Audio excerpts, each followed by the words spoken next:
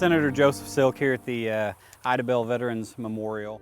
I joined the Coast Guard. I was a boatswain mate petty officer in the Coast Guard. I finished up as a rescue and survival petty officer. My grandfather, he served in the Army Air Corps right during World War II, so I have a strong military family history and heritage. My Coast Guard service did prepare me in a lot of ways to deal with some of the issues we deal with in the state government. A system that's very hard to move and hard to navigate through. And most importantly, it really gave me an appreciation for our country and our Constitution. And at the state capitol, and taking care of veterans it's paramount. And we've got to do it. It's really important to keep the government's focus, even at the state level, on taking care of those people who've served and protected our Constitution and our freedoms.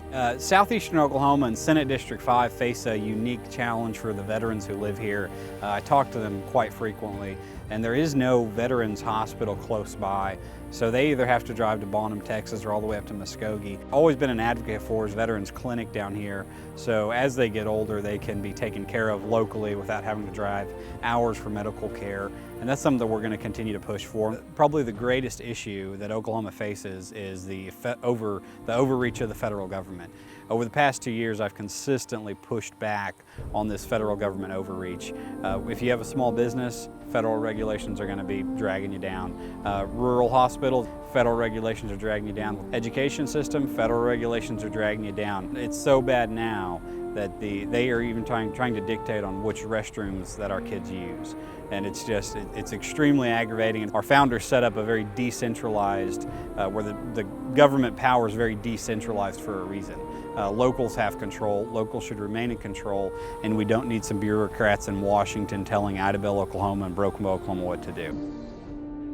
I'm a third-generation Southeastern Oklahoman. My grandfather moved up to the Stringtown area. He grew up grading roads. I'm raising my kids here in Southeastern Oklahoma. The reason we love this part of the state is people still understand the conservative rural way of life.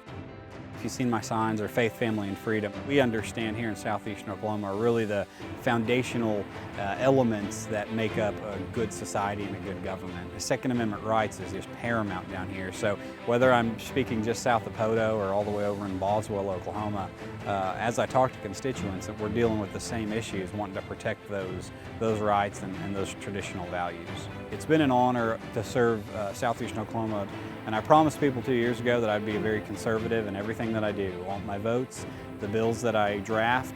Oklahoma Conservative Political Action Committee, who they've got members across the state. I've been awarded the Freshman Senator of the Year 2 years in a row for my conservative stances. I've drafted numerous bills that reflect that perfectly. Everything from religious liberty to protecting Second Amendment rights to even conservative fiscal policy and decentralized power. No matter what the specific issue is, whether it be education, roads, healthcare, running a small business, you have to have a government that honors individual liberties, that honors a very conservative, limited government. Certain things are fundamental rights, such as the right to keep and bear arms. Senator Joseph Silk, I ask you to join me as we fight for limited government and constitutional principles on faith, family, and freedom. And I appreciate your support on November 8th.